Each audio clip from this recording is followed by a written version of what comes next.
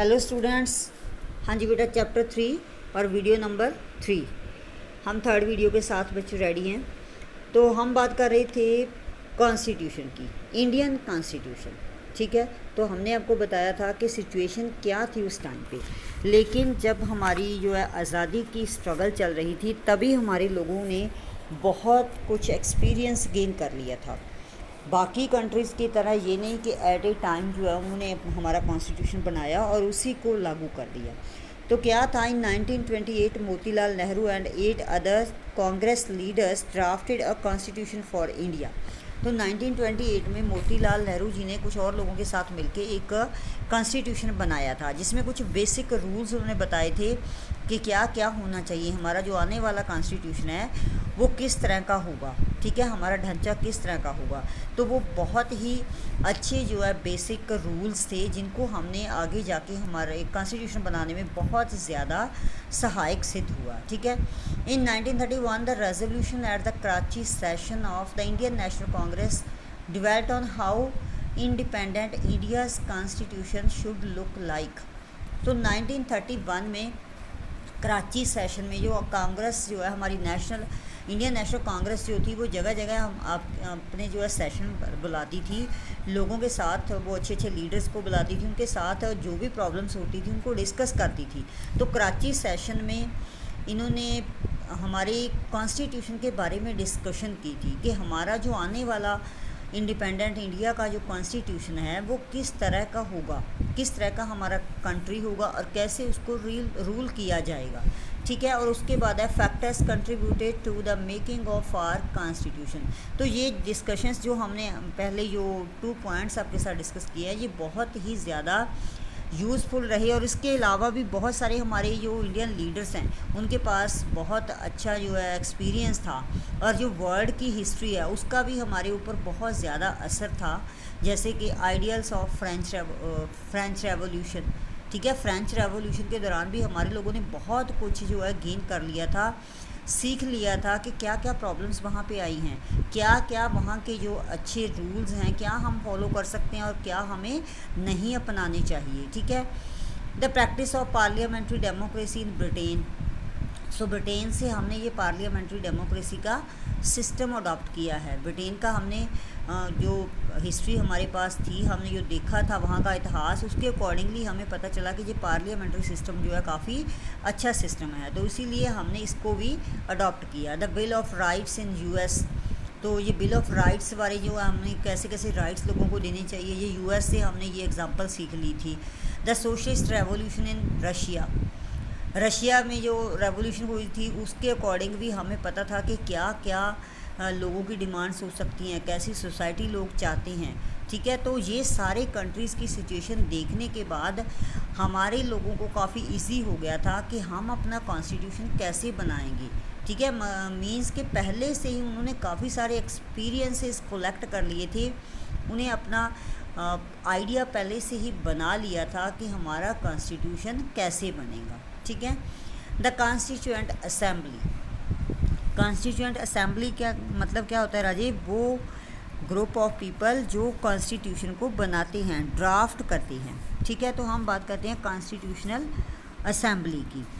तो हमारे इंडिया में जो कॉन्स्टिट्यूशनल असेंबली थी, in July 1946 elections to the constituent assembly were held. 1946 में इलेक्शन करवाई गई थी ताकि कॉन्स्टिट्यूएंट असेंबली जो है बनाई जा सके। ठीक है, the drafting of the document called the constitution was done constituent assembly. तो ये कॉन्स्टिट्यूएंट असेंबली क्यों बनाई गई थी? इसका काम था कि वो डॉक्यूमेंट बनाएगी, वो पूरा जो है रिटन चिट्ठा बनाएगी जो हमारा कॉन्स्टिट्यूशन बनेगा। ठीक है, ये एक लोगों का ग्रुप था जिसमें कई सारे लोग शामिल थे, तो उनको ये हमारा कॉन्स्टिट्यूशन आगे जो है फाइनल कॉन्स्टिट्यूशन तैयार करना था। तो डॉक्टर राजेंद्र प्रसाद उसके चेयरमैन थे कॉन्स्टिट्यूएंट असेंबली के। इन दिसंबर 1946 the first meeting was held. तो दिसंबर में उन्होंने अपनी फर्स्ट मीटिंग हेल्ड की थी जिसमें मीटिंग का मतलब क्या होता है कि सारे लोगों को, जो भी कॉन्स्टिट्यूएंट असेंबली के मेंबर थे, उनके साथ डिस्कशंस की गई कि क्या क्या हमने कैसे कैसे बनाना है, क्या क्या उसकी आर्टिकल्स होंगे या क्या क्या रूल्स हमने फॉलो करने हैं, ठीक है। After the country was divided into India and Pakistan, the constituent assembly also got divided. लेकिन आपको पता है ये 1946 की बात है, लेकिन 1947 में हमारा इंडिया जो है वो डिवाइड हो गया था पाकिस्तान एंड हिंदुस्तान में, तो कॉन्स्टिट्यूएंट असेंबली भी डिवाइड हो गई थी। The assembly adopted the constitution on 26 November 1949 but it came into effect on 26 जनवरी 1950। ठीक है, जो भी कॉन्स्टिट्यूएंट असेंबली हमारी बनी थी, चाहे डिवाइड हो गई, मे बी कुछ लोग जो हैं वो पाकिस्तान में चले गए इस असेंबली के मेंबर, लेकिन उसके बाद भी हमारी कॉन्स्टिट्यूंट असेंबली ने हमारा कॉन्स्टिट्यूशन बनाया जो कि 26 नवंबर 1949 को बिल्कुल तैयार हो गया था। ठीक है, लेकिन इसको फोर्स में लाया गया 26 जनवरी 1950 को। To mark this day we celebrate January 26 as republic day every year. तो इसी दिन को हम रिपब्लिक डे के तौर पे मनाते हैं। आप सबको पता है 26 जनवरी को, क्योंकि इस दिन हमारा जो कॉन्स्टिट्यूशन है वो लागू किया गया था, फोर्स में लाया गया था। The constitution assembly worked in a systematic, open and consensual manner. ये कॉन्स्टिट्यूएंट असेंबली जो थी ये बहुत ही मतलब सिस्टेमेटिक ढंग से काम करती थी, ओपन मैनर से, ठीक है, ताकि लोगों को किसी के मन में कोई डाउट ना हो। तो इसलिए वे बिल्कुल ओपनली ये काम करती थी, इसमें कोई सीक्रेसी वगैरह नहीं थी। First some basic principles were decided and agreed upon.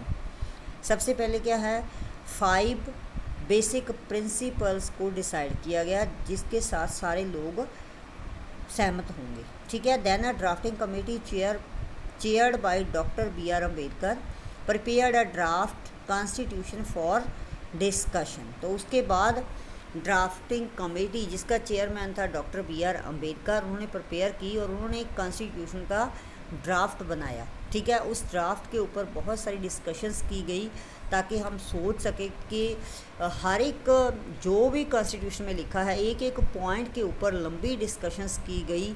हर एक पॉइंट ऑफ व्यू से उनको परखा गया कि क्या इसके ऊपर ये क्वेश्चन आ सकता है, अगर ऐसा हो तो क्या होगा, ऐसा हो तो क्या होगा, है ना।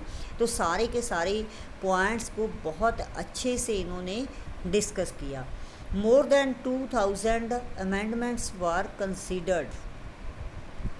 बार बार इसमें बहुत सारी अमेंडमेंट्स की गई। जब इनको लगता कि नहीं ये बात सही नहीं है, इसको चेंज करो, ये बात सही नहीं है, इसको चेंज करो, तो बार बार चेंजेस होती रही और नियर अबाउट 2000 अमेंडमेंट्स इसमें की गई।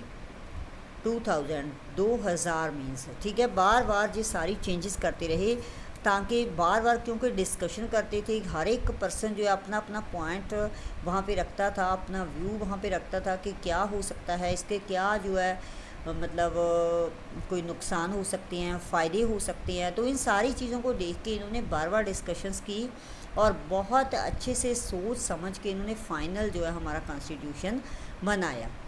नेक्स्ट है philosophy of the constitution. The constitution begins with the short statement of its basic values which is called the preamble to the constitution. Preamble क्या होती है, प्रस्तावना। ठीक है, हमारा जो कॉन्स्टिट्यूशन है प्रस्तावना के साथ जो है स्टार्ट होता है। सबसे पहले इसकी प्रस्तावना जो प्रियम्बल दी गई है जिसमें कुछ बेसिक वैल्यूज़ दी होती हैं। ठीक है, तो प्रियम्बल में क्या क्या दिया गया है, the preamble focuses on justice, social, economic and political, liberty of thoughts, expression, belief, faith and worship. Means की आज़ादी है। जस्टिस किस तरह का, हर एक के साथ जस्टिस किया जाएगा, कौन से भी यहाँ पे सोशल, इकोनॉमिक, पॉलिटिकली किसी के साथ कोई डिस्क्रिमिनेशन नहीं किया जाएगा। ठीक है, सबके साथ जस्टिस होगा, न्याय होगा।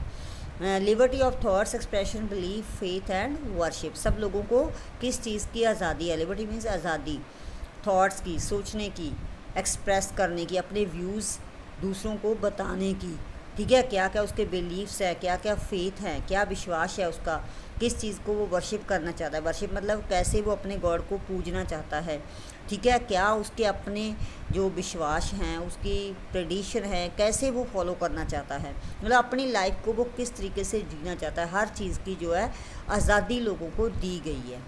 Equality of status end of opportunity, status and opportunity की बराबरता। इक्वलिटी मीन्स बराबरता, सबको बराबर समझा जाएगा, सबको एक जैसी अपॉर्चुनिटीज़ दी जाएंगी। ये नहीं कि अमीर को कोई अलग से कोई अपॉर्चुनिटी मिलेगी, गरीब को अलग से मिलेगी, किसी के साथ कोई डिस्क्रिमिनेशन नहीं किया जाएगा, ठीक है। सबके साथ एक जैसा बिहेवियर होगा, एक जैसे मौके सबको मिलेंगे अपने आप को प्रूव करने के, ठीक है। किसी को भी, किसी चाहे कोई जॉब में है या कहीं पे भी है, हर एक को बराबर की अपॉर्चुनिटी दी जाएगी। Fraternity assuring the dignity of the individual and the unity and integrity of the nation. तो ये भी एक पक्का कर दिया गया कि लोग जो हैं, हर एक पर्सन जो है, ठीक है, यूनिटी और and integrity of the nation, हमारा जो कंट्री है उसको यूनाइट रखा जाएगा। सब लोग जो है यूनिट रहेंगे, एकता और अखंडता, ठीक है, दोनों चीज़ों को हमने अडॉप्ट किया है ताकि लोग जो हैं, हर पर्सन जो है वो अपने आप को सेफ महसूस कर सके, हम अपने आप को इंडिया का नेटिव समझ सकें, ठीक है, सबके साथ भाईचारे से रह सकें। फ्रेटर्निटी मतलब भाईचारक सांझ, ठीक है, तो लोग जो हैं मिलजुल के रह सकें, ऐसा हमने नेशन बनाना है। ये हमारी प्रस्तावना में दिया हुआ है। सॉरी बेटा, हाँ जी बेटा, ये था हमारा इतना topic. Okay, have a nice day.